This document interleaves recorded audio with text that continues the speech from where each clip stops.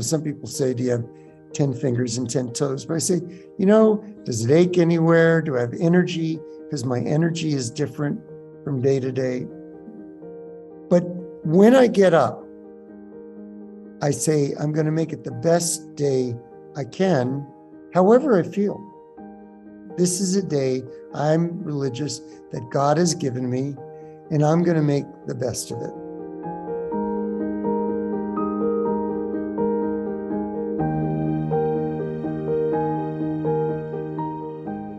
Hello, and welcome to another edition of Cancer Friends. I'm Andrew Schorr And I'm Esther Schorr. We've been dealing with cancer 26 years, me with a diagnosis of chronic lymphocytic leukemia, and then about 11 years ago, a second cancer diagnosis, second blood cancer, myelofibrosis. But here I am. And so Esther's been every step of the way. We've been married 37 years. So what we want to talk about now is, how do you plan? How do you plan for today, tomorrow, next month, next year? So you're a planner. I am. And, I think, you and I, we're going to have a chat about this. You and I have different approach to planning, and that has definitely played a part in how we've planned after your diagnosis. My first reaction was, how do we plan anything? Because I'm going to die. Yeah. And it took a little while, took a little counseling together and separately, and it took a little bit of distance from the initial shock to say, okay, the way that I've planned it in my head for myself and then for us together is like planning for the best and anticipating the possibility that longer term plans may change. And that's kind of a coping mechanism for me, is saying, you're here now, we're here together. We have 3 kids, they're now grown. And when Andrew was diagnosed, they were little. Two of them were really little. And one wasn't born. One wasn't born yet. And I, at least for me, the planning was, okay, let's plan for the next year. Let's see what's going to happen. Well, let's tell that story. Oh, sure. About, we said one wasn't born. Right. So the first thing is, I was 45, didn't get married till I was 35. So we had these 2 little kids, Ari and then Ruthie, about 4 years apart. We'd always wanted to have a third child. And I was diagnosed with the most common adult leukemia, chronic lymphocytic leukemia, with the emphasis on chronic, not acute, but chronic. So I had to learn what that meant. That was still cancer. Right. So you're living with cancer. So my doctor at the time was a world famous doctor, Michael Keating at MD Anderson in Houston. And Esther and I said, hey, we had hoped to have a third child. Should we? And he said, he gave me a big hug, and he said, go have your third child. By the time Andrew needs treatment, we'll have something good for him, but you should live your life. And they did. And Andrew went into a clinical trial and got a long remission. And meanwhile, that third kid is 25 years old and in the music business. Right. But at the time, we call him the miracle baby. Yeah. He hates that. Yeah. But at the time, that was a big planning step. That was a major plan. Yeah. And so have the child. So now you're in the day-to-day stuff of raising 3 small children. And anybody who's been through that knows they need what they need when they need it, which is often right now. The baby's crying. Somebody needs a bottle. Somebody needs a ride to school or to soccer practice or whatever. Well, right. But the other thing I think we have to pay some attention to, at least acknowledge, is you mentioned chronic. So all the messaging we were getting about your diagnosis was, this is not a do not pass go, and something terrible may happen right away, or even just treatment right away. So we were fortunate in that we had the time to plan and feel comfortable doing that. I just feel like in this conversation, we have to acknowledge that somebody diagnosed with acute cancer may have to approach Less time. planning a little differently than we did. Inflammatory breast cancer. Right. Boom. Acute myeloid leukemia. Or a Boom. stage 3 or 4 Whatever. of something. Yeah, they say we've got to do this quickly. And so then you're saying, oh my God. So fortunately, we were given some time.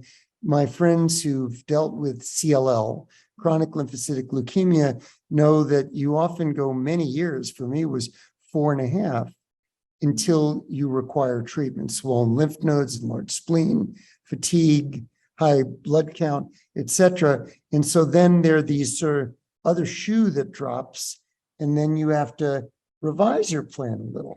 Well, yeah. And I think during the time that you were in treatment, at least that first time in the clinical trial, I mean, I remember thinking, what's it going to look like on the other side in terms of planning? I mean, the hope was you'd have a long remission and we could sort of go back to whatever normal was.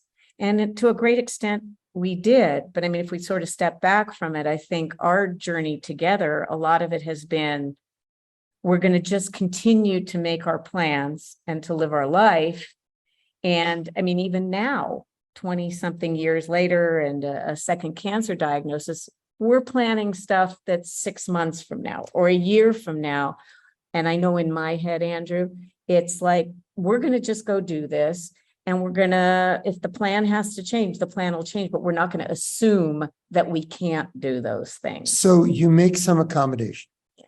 So I get some shots every 3 weeks now. I take oral medicine every day, and I get an infusion once a month. Okay, so I have to work around that or fudge those schedules a little. We like to travel. And now, hopefully, with less COVID, we're starting to do that carefully. So we did something last night that we hadn't done before. And that is, we bought airline tickets, paid more on the advice of our doctor. I'm glad we were able to do it. Refundable tickets. We said to one of my doctors, hey, we want to take this trip. And it's not till the beginning of next year. Yeah. She said, you probably can, but get refundable tickets. Right. So that's in her hip pocket. Well, and I think we've taken that approach with a lot of things. You know, there have been milestone events that have come up in the family where we just proceeded with planning a daughter's wedding or planning to go visit relatives in another state. You know, it's kind of like, we're planning to do it. And if we can't do it, we're going to just have to accommodate it. But we have to have things to look forward to. And I think that's a big part of the planning that you and I do together, is we need stuff to look forward to. So some people have heard this story before, but if you haven't, I'll repeat it. When I was diagnosed, our young son, the oldest one though, Ari, was about 7. And we explained that Dad had a sickness in his blood. And he said, well, will you be at my bar mitzvah, which seemed to him like way in the future, but really That'd be when he was 13 and he's 6 7. years later, Yeah. right? And I didn't know, but I said I would. So now, fortunately with treatment, I was in remission. Flash forward to the parents, Esther and I, being in the front of the synagogue, in front of all of our friends and family, next to Ari, who's the bar mitzvah boy, and we give a little speech. And my speech was recounting about telling Ari that I planned to be at his bar mitzvah, but I didn't know. And now, 6 years later, here I am. Everybody started crying. But Kind of the same thing happened at at our daughter's wedding, which Right. was 3 months ago. Yeah, and it had been put off by COVID, lots of planning. Would I make it? And it was a great wedding, and I did. So now we continue to plan. So short term, I want to make one comment about that. I believe in saying yes. So somebody's going to call and say, hey, can you go out to dinner tonight? I know it's short notice. Can you go? Not sitting outside now with COVID, and I always want to say yes, right, Esther? Yeah, and 9 times out of 10, or 9.5 times out of 10, we both say yes. Yeah. Or I'll say to Esther in the morning, we wake up and I'll say, it's a beautiful day. Let's go for coffee. So it costs, like $4 a cup now, whatever. But I just say Despite the yes. fact that we have an espresso machine. Yeah. But I just say, yes, let's go for it. Yeah. Well, and I think that go for it attitude, some of that I had to learn from you. You said at the beginning of this that I'm a planner, and that meant that I was less spontaneous about things. I sort of needed to know when the next thing was going to happen, and if this happened and that didn't happen, more of a real planner. And you've really taught me through all of this to be more spontaneous and live in the moment. And I think in some ways your cancer journey has impacted mine as a care partner, because I've learned, we say, what have you said, that life is a terminal condition anyway? Right. For It's everyone. that when people have asked me, how do you stay positive married to somebody on a cancer journey? And I said, well, I have two choices. I can either crawl in a hole and be depressed and not live life, or I could just say, you know what, I'm going to worry when I need to worry. Right. So spontaneity, I would say, is a really big deal, and live your life that way to the extent you can. Now, look, we've been married 37 years. Conversely, some people live alone, but there's a world out there. There are neighbors. Maybe you go to a church, maybe you go to a synagogue, maybe it's the Elks Club you can join. Whatever it is, there are people that you can interact with, and there are opportunities that come out of those relationships. Or maybe it's just reading the book you always wanted to read. Take time for yourself. And I believe that is a wonderful strategy. And I really believe that the healthcare community, and healthcare is a kind of a screwed up industry, but there are good people in it. And I think there are people really fighting for us to do better on our cancer journey. There are people trying to research cures, right? So be their partner, right? And every day, work with them. If they make recommendations on things you can do yourself to help yourself feel better, do that. One other thing I would just mention, when I wake up in the morning, I sit on the edge of the bed for a minute and I kind of take stock. Some people say, do you have 10 fingers and 10 toes? But I say, does it ache anywhere? Do I have energy? Because my energy is different from day to day.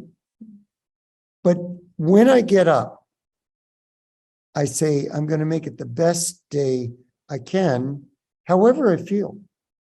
This is a day I'm religious that God has given me, and I'm going to make the best of it. I think care partners and caregivers need to do the same thing. Mm-hmm. If somebody that you love is the patient or the survivor, care partner has to adopt as much of a positive, forward-looking outlook as they can too, because how you interact with the world and with people that you love is really important for their mental health and emotional health as well. So, recapping a couple of things. We all live with uncertainty.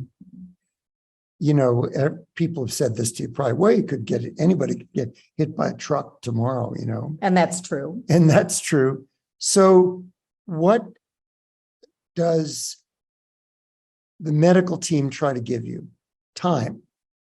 So you have to decide how you're going to use that time, but you've been given time, more than probably you would have had you not had any treatment at all. The cancer just ran amok, if you will. So how are you going to use that time? And that's what I think about. And then I hope that there are better medicines that will come along to give me more time, or even knock on wood, a cure.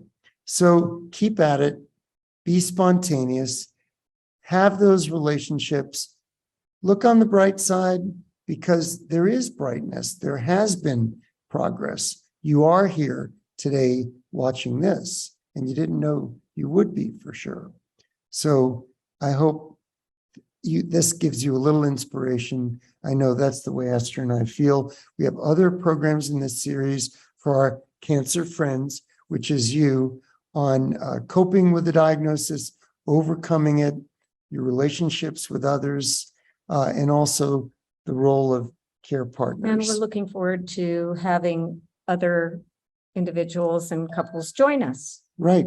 Thank you so much for being with us. I'm Andrew Schorr. I'm Esther Schorr. Remember, Knowledge knowledge can be the best medicine of all.